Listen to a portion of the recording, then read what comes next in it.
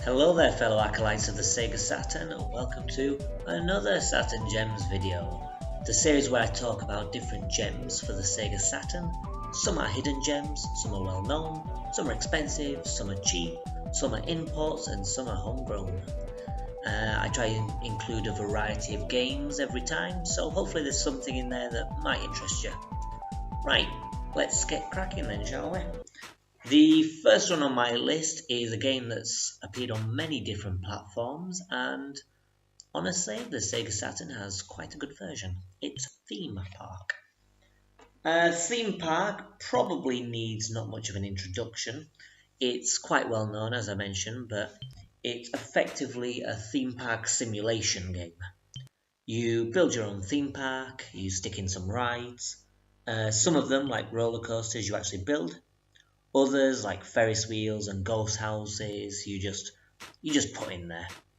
And the aim of the game is to make a successful theme park that is successful and earns a lot of money. Now, it does have like some issues as well, whereby in order to gain a lot more money, you need to use a stock market. Now, the stock market is very complicated and can be problematic, but it is quite a good system to have in mind, because if you want to get good at the game, using the stock market is, it's quite a rewarding system. And if you just want to make a fun theme park, stick in a cheat, get a load of money. Job's a good one. Other than that, you kind of have to use a certain element of strategy.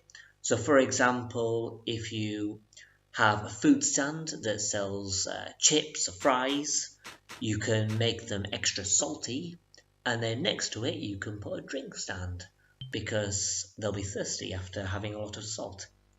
It's quite an interesting mechanic, and it's quite well done as well, because there are a lot of little details like that. For example, if you put like a food place that's just in front of the roller coaster, then they'll eat food, go on the roller coaster, and then of course they're going to vomit straight away. So your park's just going to be filled of sick. But yeah, it's pretty good. It's effectively the same theme park you know and love already, and it works well on the Saturn. The controls are, as you'd expect them to be. You move around with the D-pad, you select things with the A button. It doesn't really need any complicated control mechanism, and that's what makes it work. I mean, it's not like some other games where they've been ported from the PC and the button mapping is just overly complicated. With Theme Park, it's simple and it just works. Everything moves quite fluidly as well, and for the sake of, I think you can probably pick it up in box and with manual for like a tenner. It's it's a worthy addition to your collection.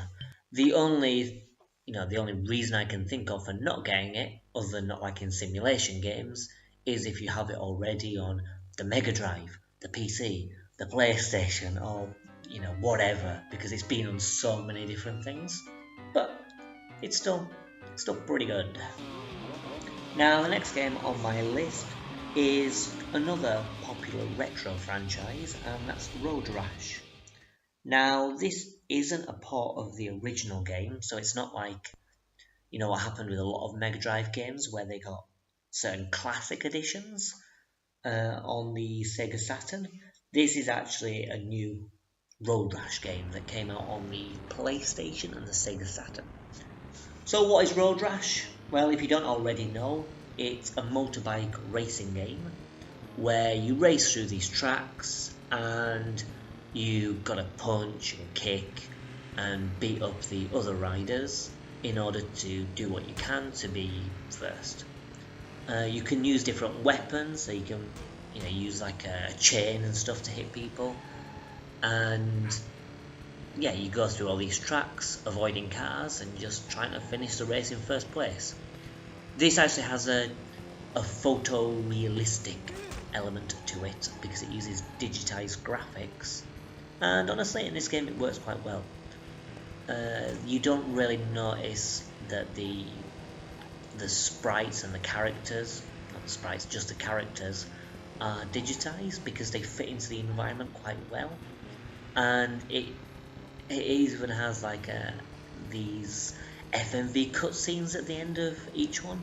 So if you get arrested or you lose or you win, you treat it to like a little cutscene, and they're very kind of silly. Like if you win, it shows your character, you know, with a load of women and champagne and things like that, and it's just stupid really, but you know, it's good. There are lots of different bikes to choose from, different music, and yeah, it's a pretty good game. If you've never played a Road Rash game, then I would recommend picking it up and trying it, because it's not like some motorbike racing games where it's quite difficult to control. The controls work really well. It's a lot of fun. I say dodge cars, avoid the police, beat up people. You know, it's a good time. This is back when EA used to make good games. Now, as I said before, Road Rash itself isn't a part of the Mega Drive game, but the next one sort of is. And that's the Columns Arcade Collection.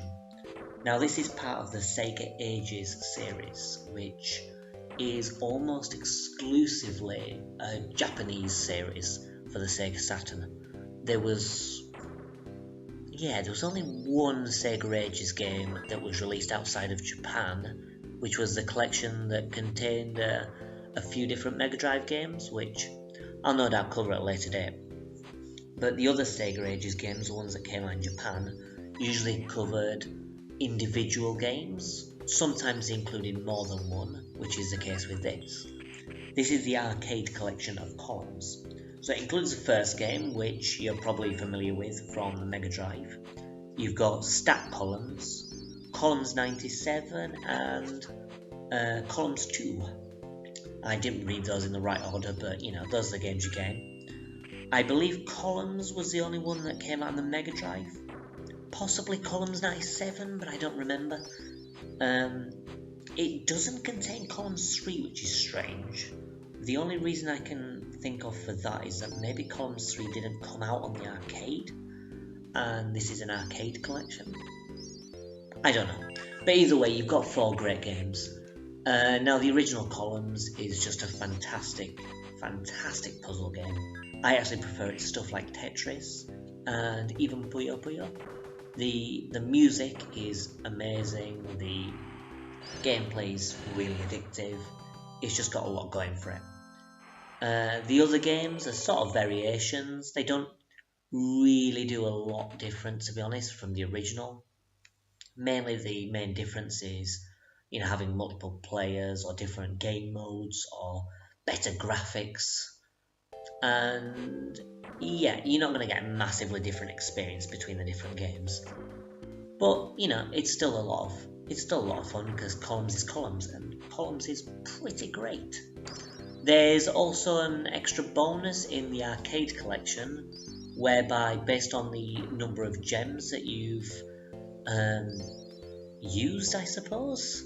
So say for example you get rid of a block of 4 gems, then an extra 4 will be added to this total from the main menu, and at certain different checkpoints you'll unlock different options, and that will be like different gem styles or whatever.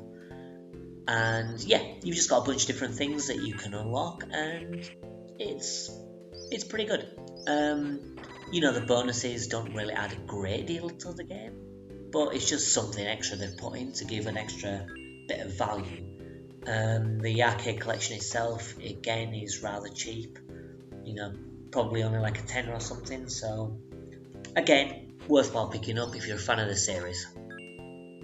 The next game on my list is, it's a decent pick. I like the game, but the game does have its problems, and that game is Titan Wars. I believe the name is Solar Eclipse in America, but in the PAL region we just call it Titan Wars, which in my opinion is a better name. It's effectively like Star Fox or Light Wars, where it's a rail shooter, but you're controlling like kind of a more realistic spaceship, and you go through these different worlds. I think there are about 9 different levels or something, and you go around shooting enemies, shooting turrets, things like that. It's got some pretty decent bosses, it's got some really good music, and it's got really fun gameplay. The problem that I have with the game is that after 3 levels, the first 3 levels are difficult, but they're doable. But after that, the only way you can get through the levels is just pure memorization and knowing exactly what's coming, because it's just so damn hard. I mentioned before with the original Panzer Dragoon that I thought that in places that became quite difficult. Compared to Titan Wars, Panzer Dragoon is a walk in the park. And I think the difficulty is to a fault with this game. If you like brutally difficult games, then you'll probably like it a lot. If not, then you'll probably want to cheat to get extra shields or limited weapons, or even God mode if you're really struggling. And yeah, it's definitely worth the play though. The game also has these FMV cutscenes like with Road Rash, where it uses real actors. But unlike Road Rash and unlike Shinobi X, the cutscenes in this are actually really well acted. Normally for these kind of games you expect something cheesy, like was popularised with the likes of Command & Conquer, where you get these awfully cheesy cutscenes, but this is actually quite good. It's something you'd expect from admittedly an old, but like a 90s science fiction television program or something. It's surprisingly good. I mean, it does have some cheesy lines, and it's got some lines in there as well which are very kind of, generic and very typical of these kind of sci-fi, things. But, it's good. Like the game itself, the graphics are good, the gameplay is really good. The problem is just the difficulty, to be honest, but if you can get past that, then there's a good game in there that I think you'd probably enjoy. Now, the final game on my list is actually a recent acquisition. You may have seen it on one of my recent unboxing videos. It's a game I've never played before, and that's Rockman 8, which in the West is known as Mega Man 8. I've got Rockman 8 just because the price of it is so much lower than Mega Man 8. I mean, Rockman 8 is still not a cheap game, but it's still a lot cheaper than the English version. And honestly, it does kind of have advantages to the English version. I mean, the English version is kind of notorious for the bad voice acting, and the voice acting in the Japanese version is actually really good. I mean, personally, I don't mind the English voice acting. I find it quite funny, particularly as in that time, during like the 90s and whatever, the voice acting for games was just terrible. I mean, look at something like Resident Evil or Deep Fear, for example. The voice acting is atrocious. Mega Man 8 is no different. And if you take it all in good humour, and you laugh at the childish voice of Mega Man or the Elmer Fudd voice of Dr. White, you are going to enjoy it. But either way, I mean, going back to the Japanese version, the voice acting is actually pretty good. I mean, I don't understand what's being said, but like the intonation and how it's acted seems like it's a lot better than the English version. It actually sounds quite professional. Again, don't speak Japanese, so maybe for Japanese speakers it's terrible voice acting, but honestly, I find it quite good. Like the one major improvement is probably the infamous the surfing bits or snowboarding bits. Now these sections, you get these messages saying jump, jump, slide, slide in the English version, and it's quite notorious for being irritating. And listening to that section, I can find how that would be quite annoying. But in the Japanese version, the jump, jump, slide, slide bit is actually a lot quieter and a lot more subtle, and as such it really makes that section a lot better. I mean, I find the gameplay in that section to be actually quite fun, and when you haven't got an irritating voice just kind of yelling these things at you, you can actually enjoy it. As for the rest of the game, it's a damn good Mega Man game. I mean, I'm not a huge fan of the series. Well, I'm not a huge fan in the sense of I've not played all the games. I've only played, a few other Mega Man games. I do plan on playing more, but Mega Man 8 is probably my favourite of the ones that I've played. And I've played like Mega Man 2 and Mega Man X, which, those games are very popular for a good reason. But I think Mega Man 8 is actually better. I mean, the graphical style is absolutely fantastic. It's a gorgeous game. It looks really beautiful. It's got an interesting upgrade system as well. You don't have like sub-tanks, which, some people might like, some people might not like. But instead you've got this bolt system. You collect different bolts in the levels, and you can use that to purchase different upgrades. Now, you can't purchase all the upgrades, but in fairness, you probably don't need to. There are a lot of upgrades which kind of make other ones superfluous. For example, there's an arrow upgrade which makes your charged up blast explode into shots which spread out like a star, which I personally like. Or you've got like a laser shot, which would replace the arrow shot and the normal shot, and it fires a laser that would go through enemies. So obviously you're only ever going to use one of them at a time, so you're not going to need both.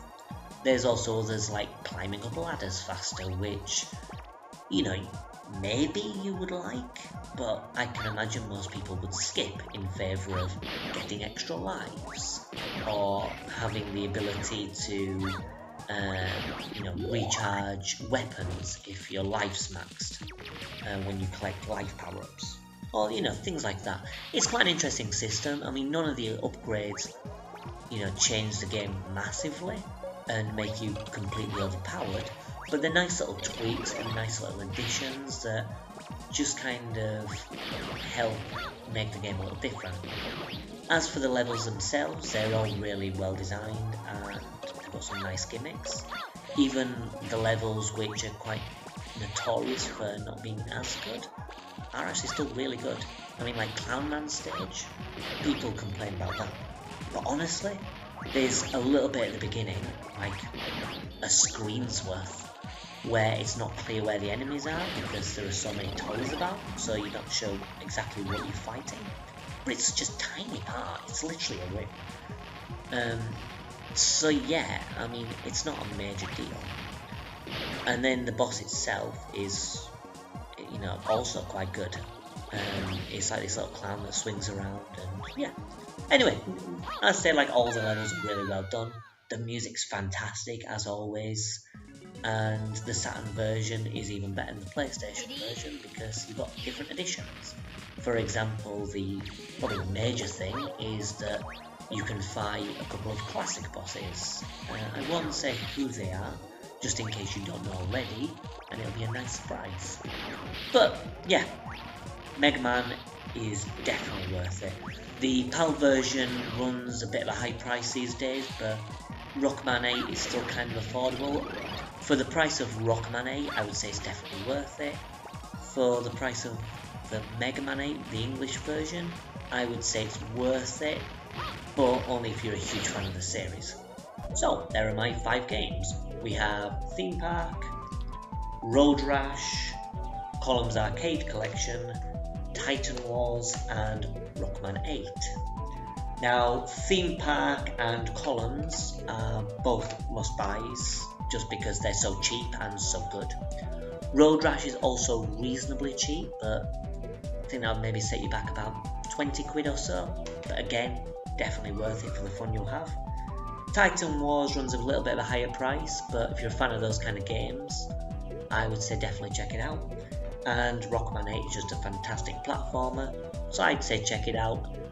Just use your own initiative as to whether you want the Japanese version for a cheaper price or you want the English version for a much higher price. So those were the 5 games this time. What do you think of them? Have you played any of them before? Drop a comment below. Thanks a lot. Bye.